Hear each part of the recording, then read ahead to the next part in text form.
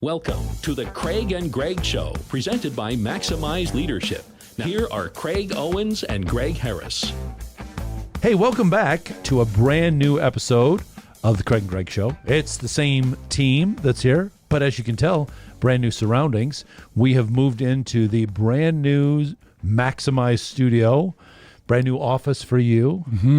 So this is the spot, well, not right here in the studio, but we're in close proximity where folks meet with you at your new dig. So thanks for inviting us in. And, nice to be home. Yeah. Well, does it feel like home? You haven't been in here that long yet. Not yet. No. Okay. Yeah, I haven't spilled Coca-Cola yet. Yeah, we're still getting all the stuff and rearranged and that sort of thing. But here we are in the new studio, but we got some great content for you. But speaking of new, we got something else really new and exciting.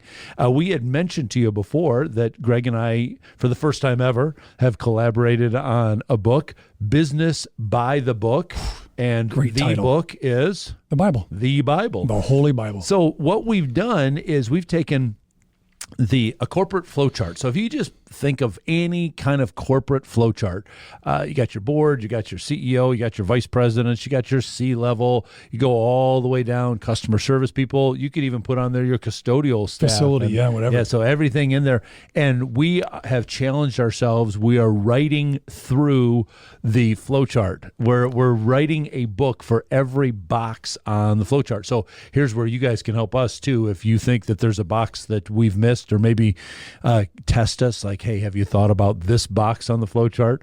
But we started off at one of the boxes that would traditionally be at the top of the flow chart. But you and I would say that that's really the servant in chief, not necessarily the chief executive officer, but the one that is really setting the pace for leading. Yeah.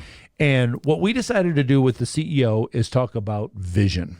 Love it. The importance for a CEO to vision cast, not only for him or herself personally, but then for the whole organization. So let's talk about vision first of all. Can't be delegated to a committee, can it? No, my grandpa said that if you start with a committee, your goal was a horse and end up with a chicken. Yeah. So let's stay away from committees. Yeah.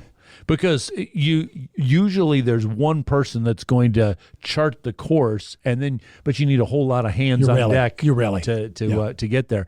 So we talked about in the first chapter of Business by the Book, for the importance of a CEO's vision is keep your eye on the ball. Yep. Keep your eye on the ball. So let me tell, there's a story I share in the book I want to tell for our audience about when you and I first met.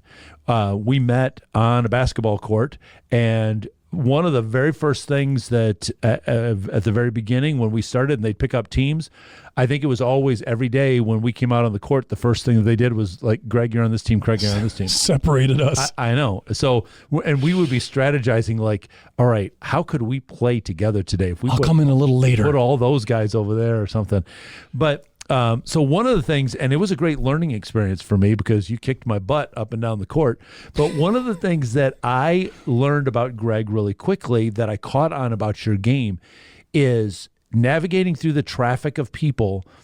I noticed one of the differences between us was that I tended to put my eyes down on the ball to make sure that I wasn't losing a handle on the ball. Sure. You drove through traffic with your eyes still up on the rim. And so as soon as you got a clearance, your eyes were already there, whereas I was having to take that extra step to look up to the rim, and that made the difference between, because I have to look up and sort of adjust, you were already looking at it. And so that's one of the things that we start off with in this book is eyes on the prize, because wherever your eyes are, that's where you're going to go, and that's where you're going to take your organization. Yep. I think head down is another message that we didn't really expand much in our book, which has been a great project. I mean, you lead with the first, I come with the second, you lead with the third, I come with the fourth. It's been a gas, brother. Yeah. I can't wait for people to be blessed when you merge biblical ideas and truths with business experience and practices. Yep. It's perfect. Yeah. So let's talk a little bit more about vision. Let's start on the personal side. Why would a CEO need to have a personal vision statement for themselves first? Not for the organization, but just for their own personal life. Why do they need to have a vision of where they're going? It's like a map. I think if we said, let's go outside and take a walk, or where are we going? You're like, well, let's try this. And it doesn't have a lot of purpose to it, but I think it's a map for us as leaders. Like, what is my ethos? What is my character? What are my integrity pillars that I'm not going to justify or ruin or put in jeopardy?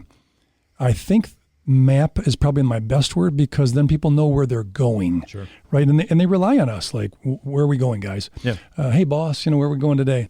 But I think that's part of it, the map, and you study it, and you find out, oh, there's a shortcut. Oh, that shortcut was costly. Yes. I think the map is a big one. Yeah. And for me, I think it's really kind of like, if reaching your goals, shooting towards your vision requires sacrifice. And before I ask other people on my team to make sacrifices, I want to demonstrate that I've made a sacrifice. And so one of the things that for me that helps with vision is not so much saying, oh, well, I can't do this, but saying, I'm going to give up some things so that I can reach, I can get to. And so I want to frame it in a very positive way. And if I'm doing that for myself and people say, all right, we see him like not settling for something short term because he's got something bigger long term that he's going for, then I can expect the same thing and inspire the same thing in the other people on my team. I think you asked a question, what does the leader need to start with on his own? If you know who you are, it's much easier to lead.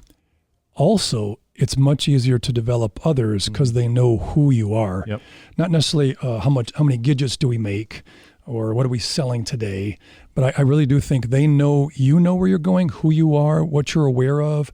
You brought your gear, your boots, your knapsack, your water, whatever. You're prepared for the journey, and I think it builds confidence if they know you know where you're going and who you are. Sure, yeah. And I think there's an integrity issue in there because you're walking the talk. You're not just saying, "Hey guys, let's do this," and then they look at you and you're over just picking dandelions, and you're not doing what you told everybody else.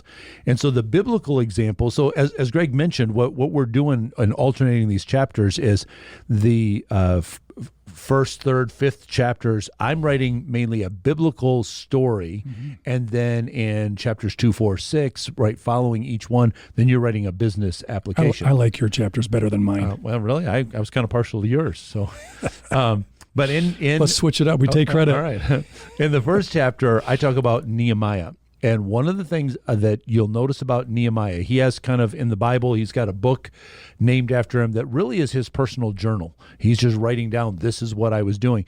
And one of the things that I appreciate about him is his level of integrity, where he says, when I was given a position of authority, I didn't lord it over people. I stewarded that well. Even dealing with what we would call competitors in the business world, the people that were trying to pull them down, he still had wisdom, toughness, but also a grace in dealing with them. And so all along the way, in fact, at one point, he could even say to all of the people, hey, anybody want to share where I've maybe cheated you? I've cut corners. And nobody could say anything. It started with that first, before he even started saying, here's the vision of where we're going to go. And if you're up to it, follow me. Yes. His had to be a solid walk first. Yep. I don't know if I've said this in a prior episode, but as a kid, I didn't grow up Roman Catholic, so I didn't know who the saints were. And Saint Francis of Assisi, I thought, they can't call him that. But one of my favorite quotes from him was, I'd rather see a sermon than hear one any day. And I think that's where Nehemiah really excelled. He showed them the way. Yep. He just didn't tell them the way. Right. In fact, he even tells in his journal, he even says at the beginning, when he first got to Jerusalem, that's his vision is to see a rebuilt center of worship for the Israelites after 70 years of exile. But he says when he got back to Jerusalem, he went out at night without anybody else with him. He didn't share the vision right away. And I think that that's very important, but especially a CEO coming into a new organization. What's true?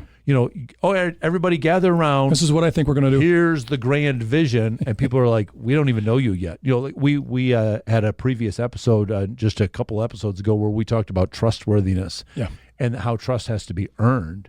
And I think that's Nehemiah did that first. He says, let me earn the trust. And then he says, after he examined everything, then he came back to the people and said, okay, here's my vision. Here's what I think that we can do. Yeah.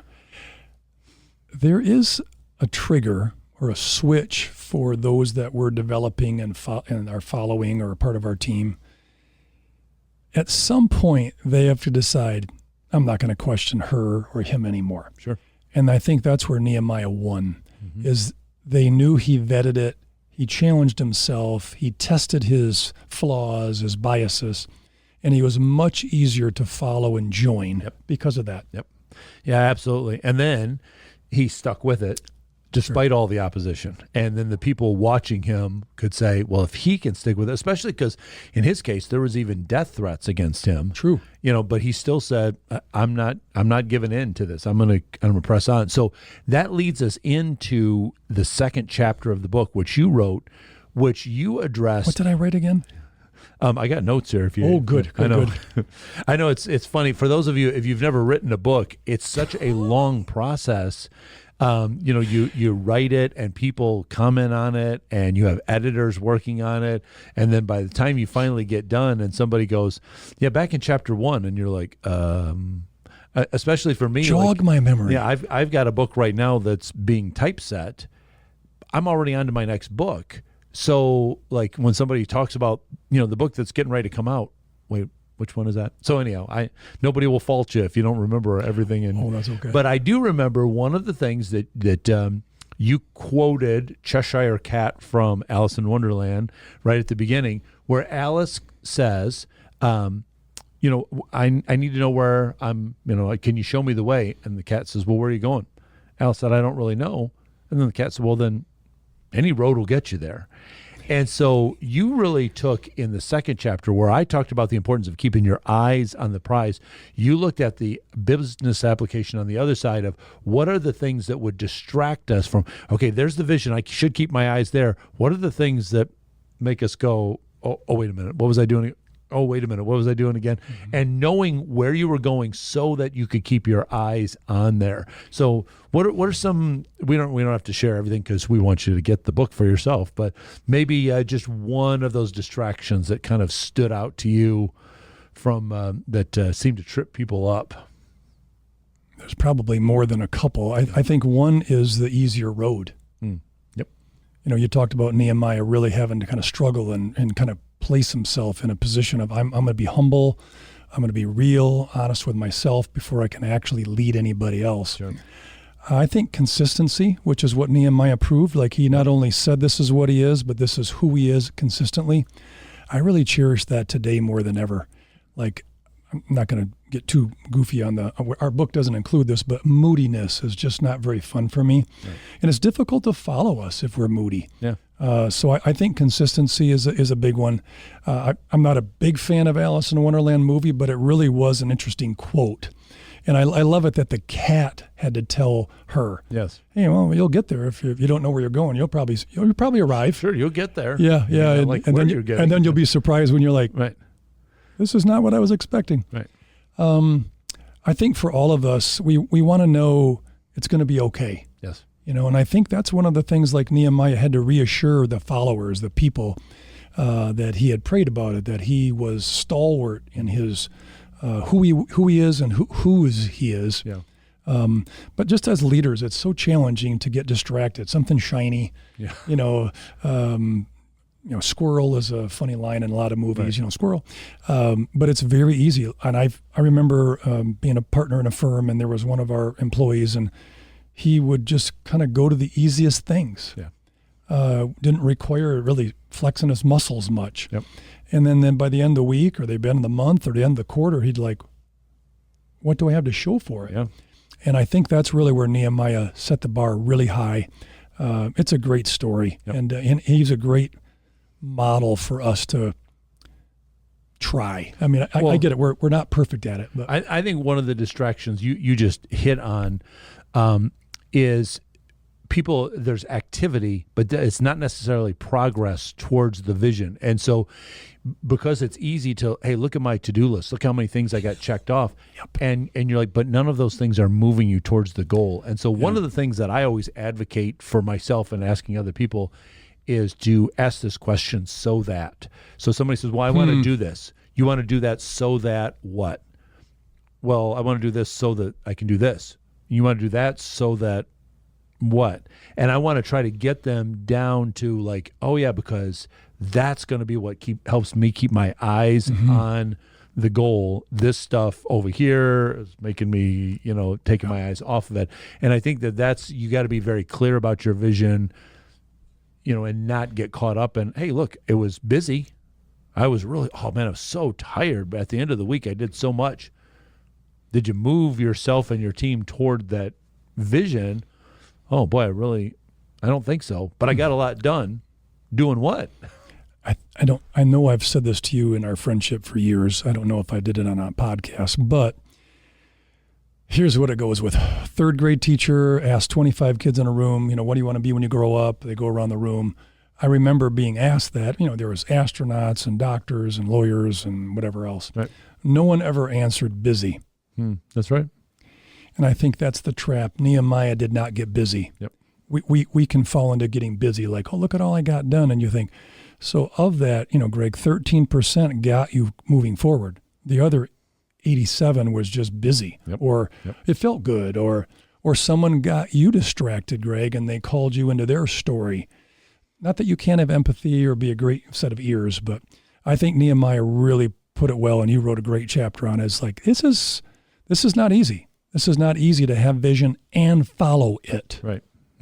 So this is what we hope that you would take away from this book. And we talk about later on in the book, we talk about bringing in the rest of your team and empowering them and equipping them so that you can all move together. Greg had mentioned that earlier. You as the leader have to go first, and then the rest of your team can follow. But what we want to try to do, it's not this book is not like a deep theological book. Not my chapters. and neither is it like a master's level business class. But to be honest with you, when you pick up a copy of Business by the Book, how long do you think it would take somebody to read it cover to cover? An hour. Yeah, maybe an hour at most. But what you're going to walk away with is every couplet of chapters. You're going to walk away with one solid biblical example that you could go back to, and one really solid business application that you could walk into your business the next day and say, guys, let's work on this. And that's what we want you to walk away with, is finding the wisdom that's in the Scripture. We, Greg and I, we started off in business together. Yep. You kind of continue to follow business, and that's still where you go. I moved more into the ministry world, but both of us use the Bible as the foundational book that we go back to. There's so many inspirational characters in the Bible. Yep. Someone asked me the other day, do you really like the Bible? And I says, I love the Bible because it's crazy. Yeah. I mean, there's just stuff that in that Bible you're like, oh, is that a Disney movie or is that Pixar? No, that's the Bible. Yeah. And I think they want to make it clean, and no one got their fingers dirty and there wasn't any problems. Right. And I think that's where Nehemiah stood tall. Yep. So that's what you're going to get, and we hope that it whets your appetite to go deeper. This isn't going to be the deep book. This is going to be the starter book for you. So please pick up a copy, and then we'd also like to make sure that you know how much we want to invest in you. So if you go to maximizeleadership.com, you're going to find a lot of resources there, but especially I want to direct you to our coaching page. You can see some of our coaches that are there. There's others that we work with, but there's just some coaches on there. But especially down at the bottom of the page, there's a form that you can fill in and say, this is what I'm struggling with, or maybe this is where I've hit a plateau in my organization. I need some insight on this. The value of a business coach is to come in and offer you a new perspective.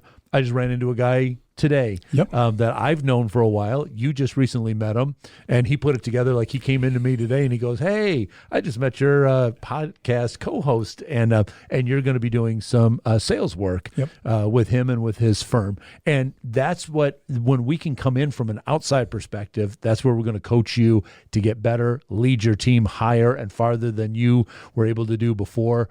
Not that we have all the answers, but we just have a different perspective that you might not have because you're right there in the trenches. So maximizeleadership.com, check that out. And then get back in touch with us. You could comment right here on this video down below. You could reach out to us on X, on Maximize Podcast, and you could share with us maybe some thoughts on this episode, or maybe you got some suggestions of another topic that we could cover that would help you. That's what we want to be, as a resource for you so that you can get better, because when our friends get better, it makes it better for everybody, including us. The level of water goes up. Absolutely. It's so much richer. Yep. So great. that's what we're here for, to resource you for that. So let us know how we can be in your corner cheering you on. Stay tuned, because there's lots more great content that's going to be coming your way real soon. Get in touch with Craig and Greg through Twitter at Maximize Podcast or at MaximizeLeadership.com. Be sure to subscribe so you don't miss any episodes of The Craig and Greg Show.